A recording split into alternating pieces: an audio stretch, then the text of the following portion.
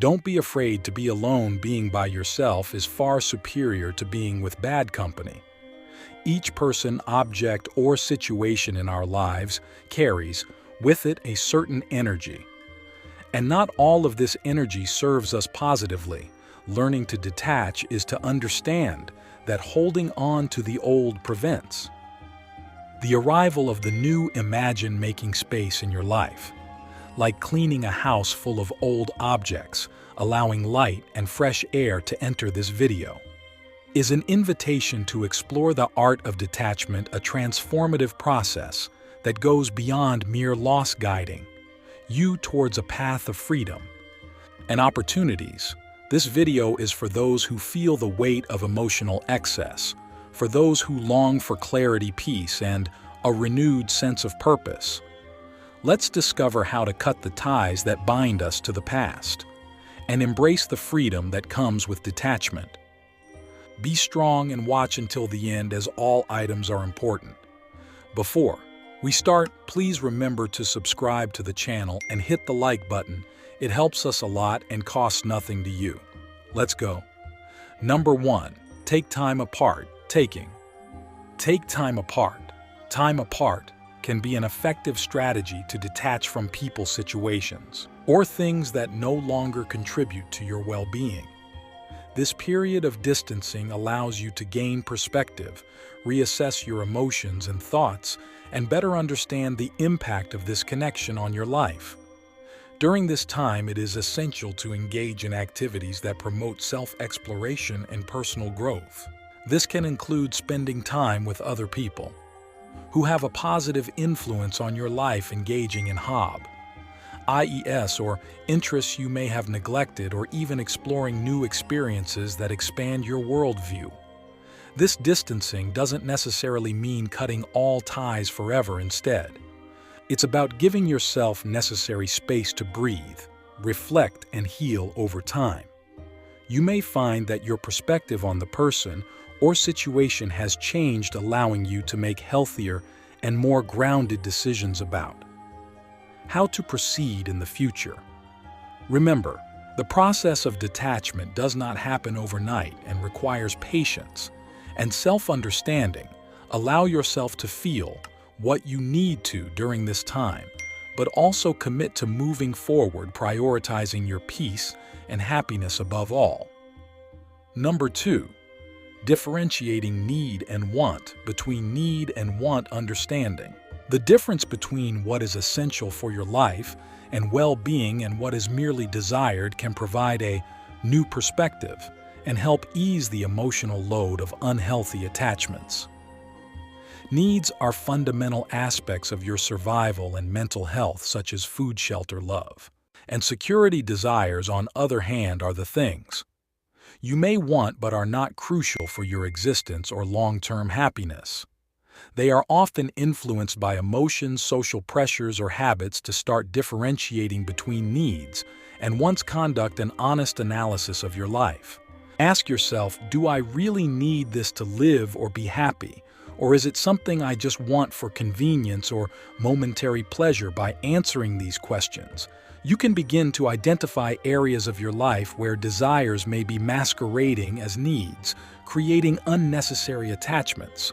Furthermore, by understanding your true needs, you can start to appreciate what you already have rather than constantly seeking something more or better.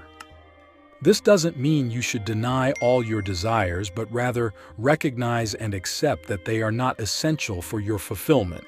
Practicing gratitude can also help in differentiating between need and want. By focusing on what you have and the things that are truly important, you can find satisfaction in the simple joys of life, reducing the urge to always seek more. Number 3. Be strictly rational.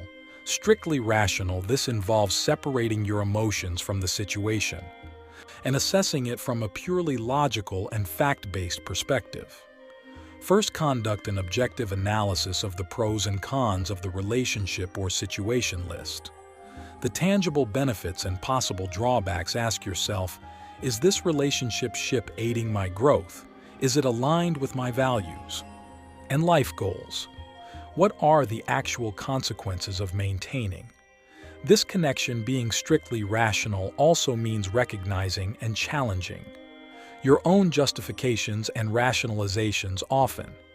We keep certain people or things in our lives based on habits, fear of loneliness, or insecurity by challenging these reasons with clear logic. I see.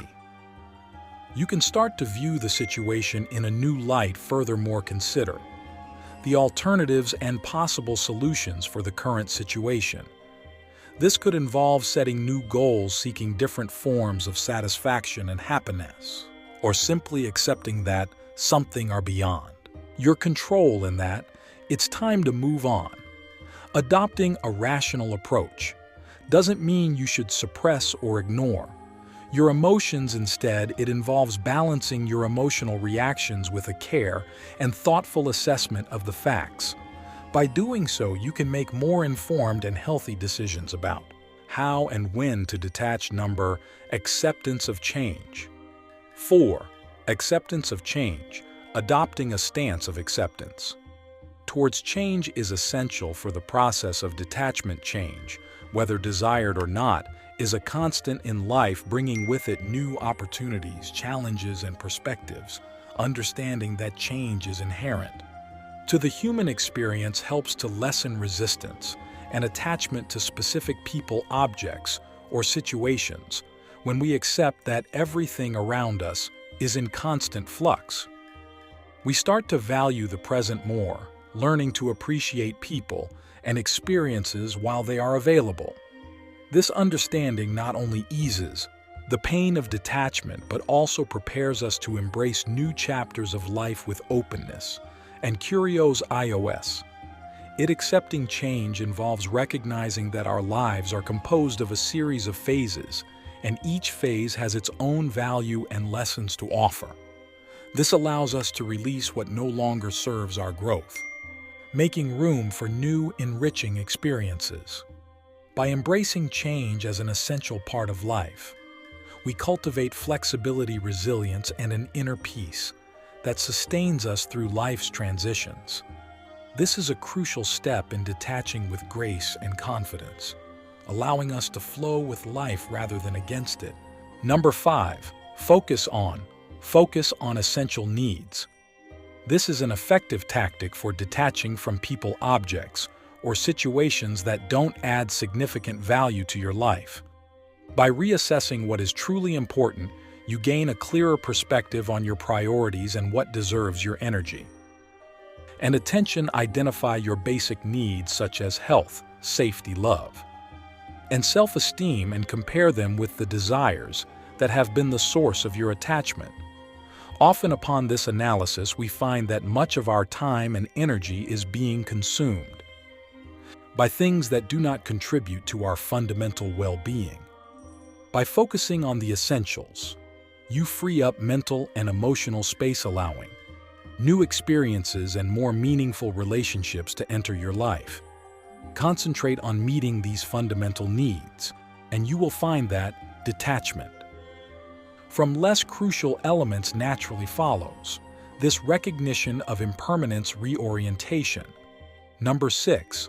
Recognition of impermanence. Understanding that everything in life, including people, is temporary can help alleviate the emotional and mental grip we have on them. This realization stems from the idea that the nature of existence is to flow and change. By internalizing that no situation or relationship is fixed and that everything is in constant transformation, you begin to accept changes as a natural part of life.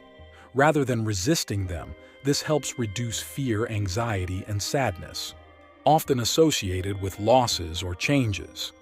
As you come to understand that loss is an inevitable part of the human experience, moreover, this understanding can lead to a greater appreciation of the present, encouraging you to value people, moments, and things while they are present in your life without overly attaching to them. The practice of detachment does not mean you should become indifferent or distant, but rather that you should cultivate love free of possessiveness, a conscious engagement without rigid expectations, reflecting on impermanence. can also encourage a sense of gratitude and acceptance as you begin to accept life and its experiences as they are not as you wish. They were by acknowledging that everything is transient. You learn to gradually let go of excessive attachment and embrace the flow of life with more peace and openness. I hope you enjoyed the video, and since you've made it to the end, share with us your thoughts and Stoicism, wisdom in the comments. If you're new to the channel, please subscribe. See you soon.